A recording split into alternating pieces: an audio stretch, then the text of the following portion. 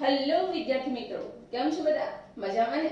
Okay, તો ચલો continue કરીએ ચેપ્ટર નંબર 8. આજનો આપણો ટોપિક છે કણાભ સૂત્ર, રિબોઝોમ અને કોષરસ કંકાલ. આ પૈકી કણાભ સૂત્ર એ મોસ્ટ ઇમ્પોર્ટન્ટ છે, બરાબર છે? અને 5 માર્કમાં અથવા તો 4 માર્કમાં આકૃતિ સાથે પૂછાયેલો પ્રશ્ન છે, જ્યારે રિબોઝોમ એ 2 માર્ક્સમાં પૂછાયેલો પ્રશ્ન છે અને કોષરસ કંકાલ બરાબર છે એ પણ 2 માર્ક્સમાં પૂછાય એવો પ્રશ્ન છે. તો ચલો સ્ટાર્ટ કરીએ. ઇન શોર્ટ આજના જે ટોપિક છે એ બોર્ડ માટે પણ ઇમ્પોર્ટન્ટ છે અને નીટ માટે પણ ઇમ્પોર્ટન્ટ છે.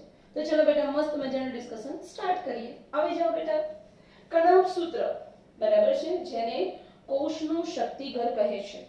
નાનપણથી તમે ભણતા આવ્યા છો, 3જા 4થા ધોરણથી, કે ભાઈ કણાભ સૂત્ર ઇંગ્લિશમાં એને માઇટોકોન્ડ્રિયા કહેવાય. શું કહેવાય બેટા? માઇટોકોન્ડ્રિયા.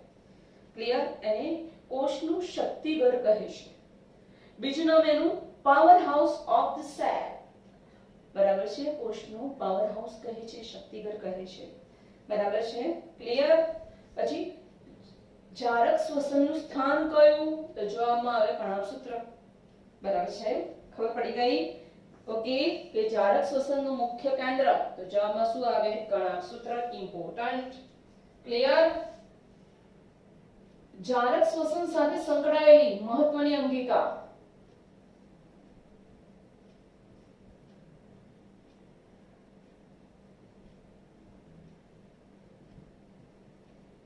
પહેલા તો આપણને એ ખબર પડવી જોઈએ કે જારક શ્વસન એટલે શું. ઓક્સિજનની હાજરીમાં થતું શ્વસનને જારક શ્વસન કહેવાય. બરાબર છે? અને શ્વસન માટેના મહત્વના ઉત્સેચકો કણાભ સૂત્રની અંદર હાજર હોય છે, એટલા માટે એને જારક શ્વસનની મહત્વની અંગિકા પણ કહેવાય છે. સમજ પડી ગઈ? ક્લિયર? પછી ત્રીજું, પ્રાણી કોષમાં જોવા મળતી મોટામાં મોટી અંગિકા, તો આમાં શું આવે? કણાભ સૂત્ર. ક્લિયર? ઓકે, વનસ્પતિ કોષમાં મોટી અંગિકા કઈ છે? હરિતકણ. કણાભ સૂત્રથી મોટું. બરાબર છે? જ્યારે પ્રાણી કોષમાં હરિતકણ તો હોતું નથી, બીકોઝ પ્રાણી કોષ છે. તો એમાં મોટામાં મોટી અંગિકા કઈ બેટા? કણાભ સૂત્ર. ક્લિયર? તો ચલો થિયરી ચાલુ કરીએ. કે આકાર કેવો દેખાય છે? નળાકાર.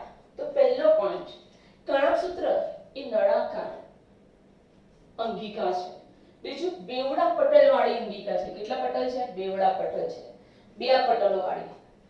સૌથી બહાર આવેલા પટલને બાહ્ય પટલ કહે છે, જે સળંગ છે, ક્યાંય ખાંચા કશું જ નથી. બરાબર છે?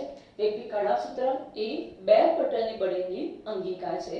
બહાર આવેલા પટલને બાહ્ય પટલ કહે છે, જે સળંગ હોય છે. બરાબર છે? અને એની અંદર તમને જે ભૂરા રંગની પટલ દેખાય છે એની અંતઃપટલ કહે છે. અને અંતઃપટલની અંદર તમને લીલા રંગનું દ્રવ્ય દેખાય છે બેટા. યસ. તો એ શું છે બેટા? આધારક છે.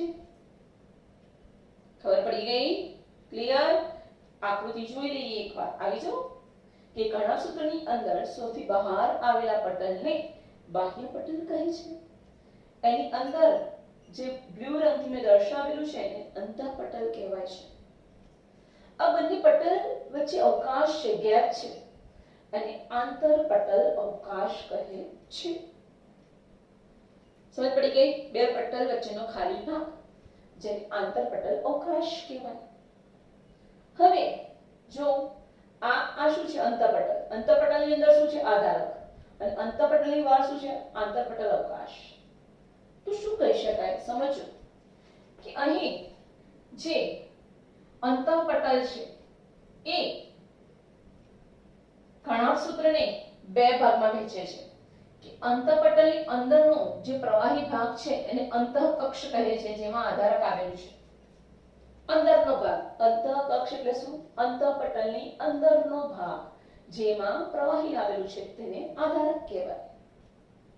અને અંતઃપટલની બહારનો ભાગ જે આંતરપટલીય અવકાશ ધરાવે છે તેને શું કહેવામાં આવે છે? બાહ્ય કક્ષ. સમજ પડી ગઈ? અંતઃપટલની અંદરની બાજુ અંતઃકક્ષ, જેમાં આધારક આવેલું છે. અંતઃપટલની બહારની બાજુ આંતરપટલ અવકાશ આવેલો છે, જેને બાહ્ય કક્ષ કહે છે. સમજ પડી ગઈ? ઓકે, સારું. હવે અંતઃપટલ જો એ સળંગ નથી. અહીંયા જો પ્રવર્તો બનાવે છે આંગળી જેવા બન્યા કે નહીં યસ તો ભઈ અંતઃપટલ આધારક તરફ અંદરની તરફ અંતર્વલન પામે છે, અંદરની બાજુ વળે છે, આંગળી જેવા પ્રવર્તો બનાવે છે, જેને શું કહેવામાં આવે છે? તેને ક્રિસ્ટી કહેવામાં આવે છે. ઇમ્પોર્ટન્ટ. ક્લિયર કે અંતઃપટલ અંદરની તરફ બેટા આંગળી જેવા પ્રવર્તો બનાવે છે, જેને ક્રિસ્ટી કહેવામાં આવે છે. ક્લિયર? ઓકે, સારું, ચલો આવી જાઓ. તો આપણે શું જોયું? લેબલિંગ જોયું એકદમ સરસ રીતે. ઇમ્પોર્ટન્ટ પરીક્ષા માટે. સારું, હવે સંખ્યા જોઈએ કે શું દરેક કોષોમાં કણાભસૂત્રની સંખ્યા સરખી હોય છે? નો. કોષોમાં કણાભસૂત્રની સંખ્યા જુદી જુદી હોય છે. એ કોના પર આધારિત છે? કોષોની દેહધાર્મિક ક્રિયાઓ પર આધારિત છે. જે કોષો સતત કામ કરતા હોય તો એને સતત શક્તિની જરૂરિયાત પડે, અને સતત શક્તિ કોણ આપે? ઓબ્વિયસલી કણાભસૂત્ર એટીપી ઉત્પન્ન કરવાનું કામ કરે છે. અને એટીપી ને કોષનું શક્તિચરણ કહે છે, એનર્જી કરન્સી. મતલબ જે કોષો સક્રિય રીતે સંશ્લેષણનું કામ કરતા હોય, સ્ત્રાવી કામ કરતા હોય, એ કોષોમાં કણાભસૂત્રની સંખ્યા વધુ હોય છે. જે કોષો નિષ્ક્રિય હોય, ઓછું કામ કરતા હોય, એમાં કણાભસૂત્રની સંખ્યા ઓછી હોય છે. બરાબર છે? તો બે પ્રત્યેક કોષમાં કણાભસૂત્રની સંખ્યા જુદી જુદી હોય છે. તે કોના પર આધારિત છે? તે કોષની દેહધાર્મિક ક્રિયાશીલતા પર આધારિત છે. બરાબર છે?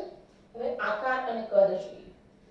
આકારમાં વિવિધતા જોવા મળે છે. રકાબી આકારના અને નળાકાર આકારના કણાભસૂત્ર જોવા મળે છે. કણાભસૂત્રનું કદ જોઈએ.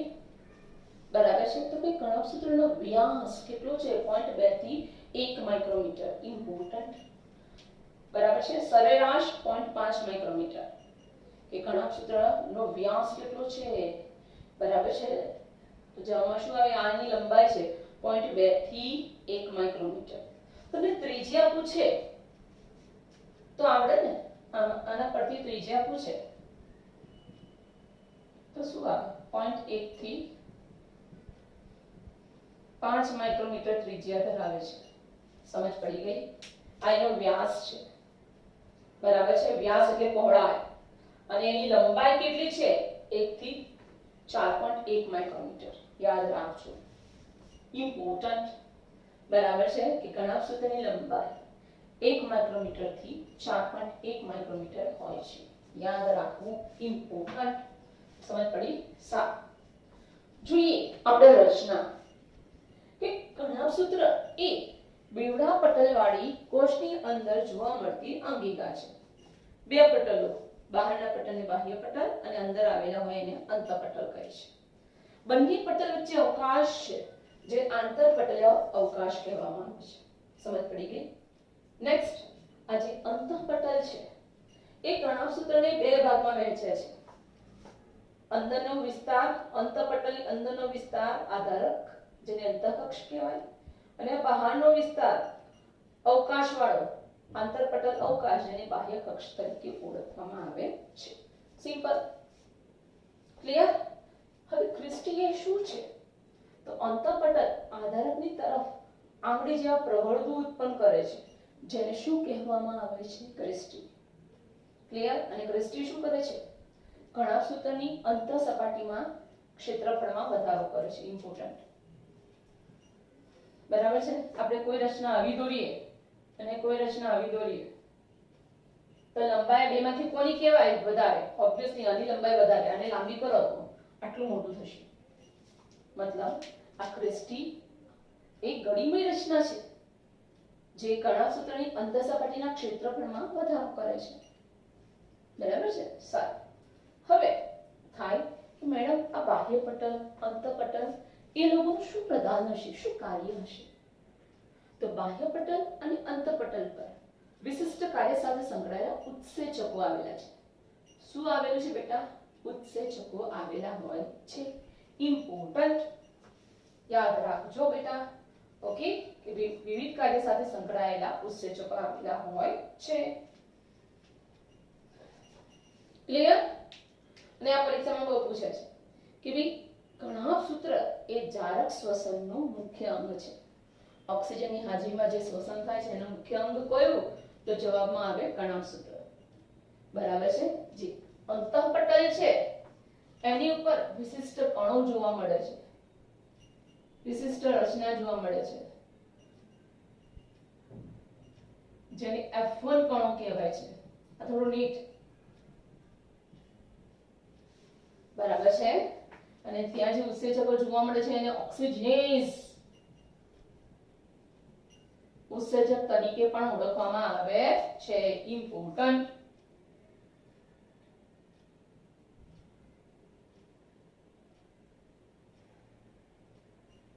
સમજ પડી કે અહીંયા જે ક્રિસ્ટી છે, ક્રિસ્ટી પર કયા કણો આવેલા છે? F1 કણો. બરાબર. કયા ઉત્સેચક તરીકે વર્તે છે? ઓક્સિજનેઝ ઉત્સેચક તરીકે વર્તે છે. અને એવી જગ્યા છે કે જ્યાં ATP નું નિર્માણ થાય છે. ક્લિયર? એટલે કહી શકાય કે કણાભસૂત્ર ATP ના નિર્માણ સાથે સંકળાયેલું છે. તેથી તેને કોષનું શક્તિઘર એટલે કે પાવર હાઉસ પણ કહેવામાં આવે છે. ક્લિયર બેટા? ઓકે, સારું. બીજું, કણાભસૂત્રના આધારકમાં શું જોવા મળે છે?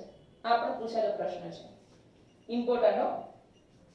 કે કણાભસૂત્રની અંદર જે આધારક છે, પ્રવાહી ભાગ અંદરની બાજુ, બરાબર છે, એની અંદર વલયાકાર DNA જોવા મળે છે. યાદ રાખજો, એક વલયાકાર DNA જોવા મળે છે. બરાબર. આવું વસ્તુ જો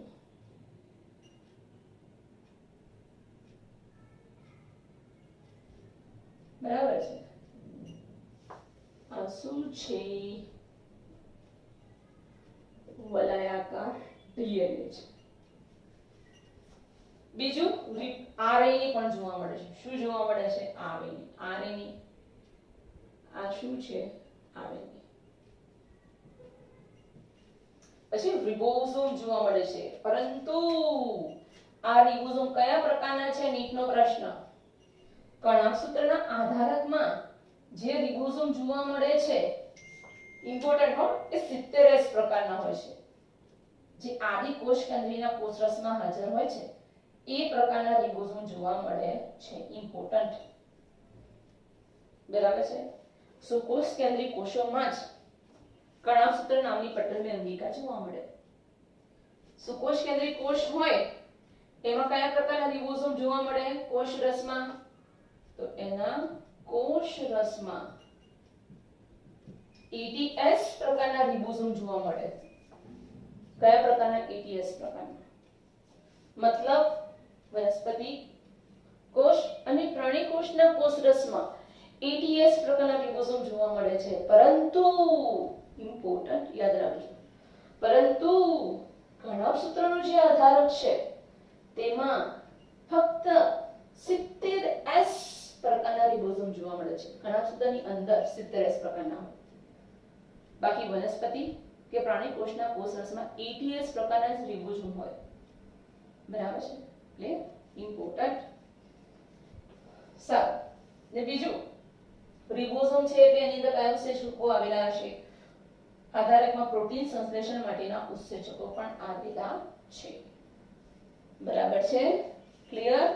પ્રોટીન સંશ્લેષણ. રિબોસોમ શું છે? કોષનું પ્રેશર કુકર, કોષનું ઓવન. કેમ? એટલે પ્રોટીન સંશ્લેષણનું કામ કરે છે એટલે એને કોષનું પ્રેશર કુકર કહેવાય. સમજી ગયા? ક્લિયર? એટલે કે આધારકમાં કઈ કઈ રચના આવેલી છે? તો પહેલું વલયાકાર DNA, બીજું RNA, બરાબર છે, ત્રીજું રિબોસોમ. જો રિબોસોમ, રિબોસોમ પટલ વિહીન અંગિકા છે એટલે તો બેક્ટેરિયાના કોષરસમાં પણ જોવા મળે, વનસ્પતિ કોષ અને પ્રાણી કોષના કોષરસમાં પણ જોવા મળે. કોણ? રિબોસોમ. બરાબર છે? સાચું. બીજું, પ્રોટીન સંશ્લેષણના ઉત્સેચકો પણ આધારકમાં આવેલા છે. ક્લિયર? સારું. પછી પ્રશ્ન થાય કે મેડમ જ્યારે કોષનું કોષ વિભાજન થતું હશે ત્યારે એકમાંથી બે કણાભસૂત્રનું નિર્માણ કઈ ક્રિયા દ્વારા થાય? તો જવાબમાં શું આવે? વિભાજન. કે ભાઈ કણાભસૂત્ર વિભાજન દ્વારા વિભાજન પામે છે. દ્વિ એટલે બે, એક કણાભસૂત્ર વચ્ચેથી તૂટી જશે અને બે નાના કણાભસૂત્ર બનશે. આમ આ પ્રકારના કોષ વિભાજનને શું કહેવાય? દ્વિભાજન. ક્લિયર? તો કે કણાભસૂત્રનો પ્રશ્ન દ્વિભાજન દ્વારા થાય છે. નેક્સ્ટ, તો આ કઈ થિયરી પૂરી થઈ આપણી કણાભસૂત્રની? Most important theory. બરાબર છે? ક્લિયર? સારું. હવે નેક્સ્ટ આવ્યું રિબોસોમ. બરાબર? આગળ જે ભણ્યા હતા પહેલા એ આદિ કોષ કેન્દ્રીય રિબોસોમ હતું. કોલિઝોમ વાળું ટોપિક યાદ આવે? આ જે છે સુકોષ કેન્દ્રીય રિબોસોમ છે, જે સૌપ્રથમ જ્યોર્જ પેલેડે નામના વૈજ્ઞાનિકે શોધ્યો હતો. તેથી તેને પેલેડી પાર્ટિકલ, પેલેડે કણ તરીકે પણ ઓળખાય છે. રિબોસોમનું મુખ્ય કાર્ય પ્રોટીનના સંશ્લેષણનું છે. તેથી તેને કોષનું પ્રેશર કુકર, ઓવન પણ કહેવાય છે. બરાબર છે? ચલો આવી જાઓ.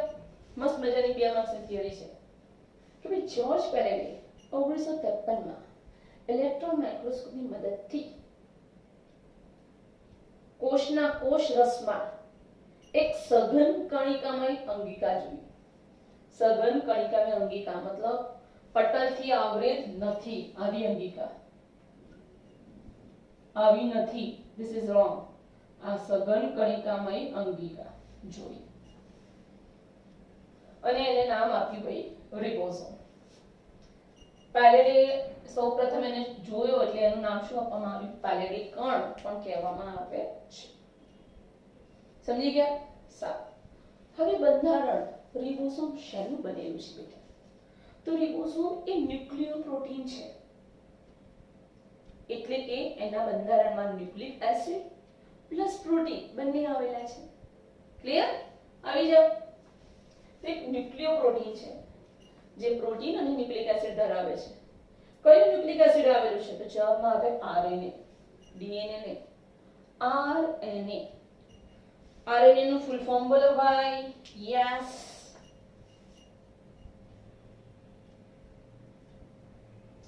રિબો ન્યુક્લિક એસિડ એટલે કોણ? આરએનએ. તો રિબોસોમ એક જટિલ પ્રોટીન ધરાવે છે, ન્યુક્લિયોપ્રોટીન, જે આરએનએ નામનો ન્યુક્લિક એસિડ ધરાવે છે અને પ્રોટીન પણ ધરાવે છે. હવે આ બેથી વાક્ય પૂછાય છે, મોસ્ટ ઇમ્પોર્ટન્ટ. રિબોસોમ એ પટલ વિહીન અંગિકા છે. તેથી જ તે બેક્ટેરિયા એટલે કે પ્રોકેરિયોટિક કોષના કોષરસમાં, પ્રોકેરિયોટિક એટલે શું? આદિ કોષ કેન્દ્રીય સજીવોના કોષરસમાં જોવા મળે, વનસ્પતિ કોષ અને પ્રાણી કોષ જેવા સુકોષ કેન્દ્રીયના કોષરસમાં પણ જોવા મળે છે. કોઈ પણ કોષ હોય એના કોષ રસમાં રિબોસોમ જોવા મળે, કારણ કે પટલથી ઘેરાયેલ અંગિકા નથી. બરાબર છે? પરીક્ષામાં પૂછે એવી કઈ સામાન્ય અંગિકા છે કે જે જીવાણુના કોષરસમાં અને યુગ્લિનાના કોષરસમાં જોવા મળે? જીવાણુ એટલે બેક્ટેરિયા, આદિ કોષ કેન્દ્રીય. યુગ્લિના એટલે કોણ? પ્રોટિસ્ટા, સુકોષ કેન્દ્રીય. બંનેનું કોષરસ, બંનેમાં કઈ અંગિકા સામાન્ય છે? તો રિબોસોમ, કારણ કે તે પટલમય અંગિકા નથી. કોઈ પણ પ્રકારનો કોષનો કોષરસ હશે, કોઈ પણ પ્રકારનો કોષ હશે, એના કોષરસમાં કઈ અંગિકાની હાજરી હશે? રિબોસોમ. ખબર પડી ગઈ? ક્લિયર બેટા? સાચું છે. હવે પ્રશ્ન થાય કે મેડમ બધા જ પ્રકારના કોષરસમાં જોવા મળતા રિબોસોમ સરખા હોય? નો. આદિ કોષ કેન્દ્રીય કોષમાં જે રિબોસોમ જોવા મળે છે એ 70S પ્રકારના છે. અને આ 70S પ્રકારના રિબોસોમ બે પેટા એકમ ધરાવે છે, 50S અને 30S. સરવાળો કરવો નહીં. હા, કહી દો કે આદિ કોષ કેન્દ્રીય કોષ એને પ્રોકેરિયોટિક કોષ પણ લખેલું હોય છે. નીટની પરીક્ષામાં પ્રોકેરિયોટિક કોષ પણ લખેલું હોય. બરાબર છે? તો એની અંદર કયા પ્રકારનો રિબોસોમ જોવા મળે છે? 70S પ્રકારનો જોવા મળે છે, જે બે પેટા એકમ ધરાવે છે, 50S અને 30S. જ્યારે સુકોષ કેન્દ્રી કોષ, જેને યુકેરિયોટિક કોષ કહેવામાં આવે છે, એમાં જે રિબોઝોમ છે કોષરસમાં, એ કયા પ્રકારનો છે? કોષરસમાં જે રિબોઝોમ છે એ એટીએસ પ્રકારનો છે, બરાબર છે. અને આ એટીએસ પ્રકારના રિબોઝોમ બે પેટા એકમ ધરાવે છે, એક 60S અને બીજો 40S. યાદ રાખજો, સરવાળો કરવો નહીં, બરાબર છે. ક્લિયર? સુકોષ કેન્દ્રી કોષમાં રિબોઝોમ 80S પ્રકારનો હોય, જે બે પેટા એકમ ધરાવે છે, 60S અને બીજું 40S. આદિકોષ કેન્દ્રીમાં રિબોઝોમ 70S પ્રકારનો છે, જે બે પ્રકારના પેટા એકમો ધરાવે છે, 50S અને 30S. ખરું? આ બધામાં તમને કોમન શું લાગ્યું? મેડમ S લાગ્યો. તો S છે શું? તો S ને સ્વેડબર્ગ યુનિટ કહેવામાં આવે છે, સ્વેડબર્ગ એકમ કહેવામાં આવે છે. આ સ્વેડબર્ગ કોણ હતો? વૈજ્ઞાનિક હતો.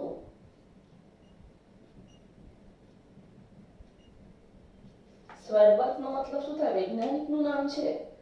એણે સૌપ્રથમ આ રિબોઝોમને અવસાદન કરાવ્યું અને એનો અચળાંક શોધ્યો, બરાબર છે. ક્લિયર? કે સ્વેડબર્ગ નામનો વૈજ્ઞાનિક હતો. એણે 70S અને 80S રિબોઝોમનું અવસાદન કરાવીને અચળાંક શોધ્યું, બરાબર છે. એના માનમાં દરેક રિબોઝોમની પાછળ S લગાવવામાં આવે છે. S નો મતલબ થાય સ્વેડબર્ગ અચળાંક. ખબર પડી ગઈ? ક્લિયર? જેને અવસાદન અચળાંક કહેવામાં આવે છે, જે કોનું માપ છે? જે કદ અને ઘનતાનું માપ દર્શાવે છે.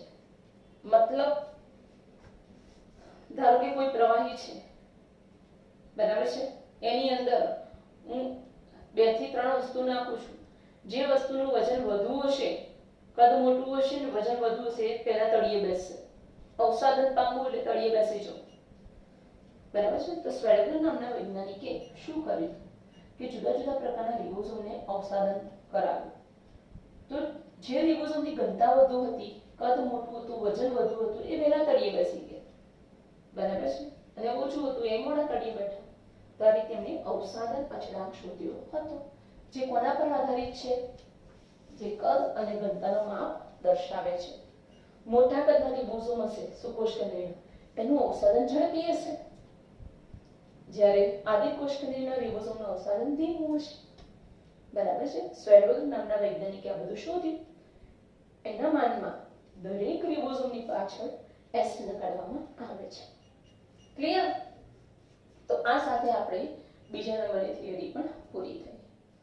હવે જોઈએ થર્ડ થિયરી, કોષ રસ કંકાલ, બરાબર છે. સારું, આપણા મગજનું રક્ષણ કોણ કરે છે? ખોપરી. આપણા શરીરને અહીંયા આધાર આપવાનું કામ કોણ કરે છે? યસ, પાછળ કરોડસ્તંભ. વિચારો, કોઈ વ્યક્તિની કરોડસ્તંભ ખેંચીને કાઢી નાખવામાં આવે તો શું થાય? આખું શરીર કેવું થઈ જાય? લોચા જેવું થઈ જાય, બરાબર છે. જે રીતે આપણું કંકાલ તંત્ર આપણા શરીરને આધાર આપે છે, તે જ રીતે આ કોષનો, વનસ્પતિ કોષ હોય કે પ્રાણી કોષ હોય, બરાબર છે, આ કોષનો આકાર કોણ જાળવી રાખે છે? જો આ વનસ્પતિ કોષ છે, એનો કોષ કેન્દ્ર પટલ છે, તો કોષનો આકાર કોણ જાળવી રાખે છે? તો જવાબ આવશે કોષરસ કંકાલ, બરાબર છે. એની અંદર આ રીતે તંતુકો આવેલા હોય, જે કોષનો આકાર જાળવી રાખવાનું કામ કરતા હોય. વ્યાખ્યા જોઈએ કોષરસ કંકાલ. સિમ્પલ, કોષરસમાં જોવા મળતી પ્રોટીનમય તંતુઓથી બનતી જાડામય રચનાને કોષરસ કંકાલ કહે છે. સિમ્પલ. આ બધા તંતુઓ શેના છે? પ્રોટીનના, બરાબર છે. ક્લિયર? એ કોષરસમાં રહેલી પ્રોટીનમય તંતુઓની જે જાળીમય રચના જોવા મળે છે, તેને કોષરસ કંકાલ કહે છે. ઇમ્પોર્ટન્ટ. કાર્ય શું? 3 કાર્ય. યાંત્રિક મજબૂતાઈ આપે, કોષને મજબૂતાઈ આપે, તૂટવા ના દે. બીજું ચલિતતા, બરાબર. શ્વેત કણો છે એક જગ્યાએથી બીજી જગ્યાએ જઈ શકે છે, એમાં એને મદદ કોણ કરે છે? એનો કોષ રસ કંકાલ, કે ચલિતતા માટે જરૂરી છે. ત્રીજું, કોષનો આકાર જાળવી રાખે છે, ઇમ્પોર્ટન્ટ, બરાબર છે. ક્લિયર? સારું. હવે શું બધા કોષ કંકાલમાં જે પ્રોટીનના તંતુઓ હોય સરખા હોય? ના, 3 પ્રકારના હોય. કે ભાઈ કોષરસ કંકાલમાં, આ થોડું નીટ આવરી લીધું, કોષરસ કંકાલમાં 3 પ્રકારના રચના આવેલી હોય છે. એક સૂક્ષ્મવર્તી તંતુઓ, બરાબર છે. કયા? સૂક્ષ્મ તંતુઓ, સૂક્ષ્મ તંતુકો પણ કહેવાય એને, અને તે એક્ટિન પ્રોટીનના બનેલા હોય. આની જ કયા પ્રોટીનના બનેલા હોય? એક્ટિન પ્રોટીનના. બીજી છે સૂક્ષ્મ નલિકાઓ, જે ટ્યુબ્યુલિન પ્રોટીનની બનેલી હોય છે. સૂક્ષ્મ નલિકાઓ ટ્યુબ્યુલિન પ્રોટીનની બનેલી હોય છે. અને ત્રીજું મધ્યવર્તી તંતુઓ, જે સૂક્ષ્મવર્તી તંતુકો અને સૂક્ષ્મ નલિકાઓને આધાર આપે છે. કોને? મધ્યવર્તી તંતુઓ એ સૂક્ષ્મવર્તી તંતુકો અને સૂક્ષ્મ નલિકાઓને આધાર આપવાનું કાર્ય કરે છે. ખબર પડી ગઈ? ક્લિયર? ઇમ્પોર્ટન્ટ, બરાબર. સૂક્ષ્મ નલિકાઓ ટ્યુબ્યુલિન પ્રોટીનની બનેલી છે. નીટમાં પૂછેલો પ્રશ્ન. ટ્યુબ્યુલિન પ્રોટીન એ કશા અને પક્ષમના બંધારણમાં આવેલું હોય છે. ક્લિયર? સુકોષ કેન્દ્રીમાં જે કશા અને પક્ષમ છે એમાં કયું પ્રોટીન આવે? એ શેની બનેલી છે? સૂક્ષ્મ નલિકાઓની બનેલી છે, અને જે ટ્યુબ્યુલિન પ્રોટીન ધરાવે છે. આ થયો આપણા નીટનો MCQ, બરાબર છે. તો આજે મોસ્ટ ઇમ્પોર્ટન્ટ થિયરી આપણે ભણ્યા. ક્લિયર? આ વિડિયો 2 થી 3 વાર જોજો અને સરસ રીતે લખીને મોડે કરજો. ઓકે બેટા?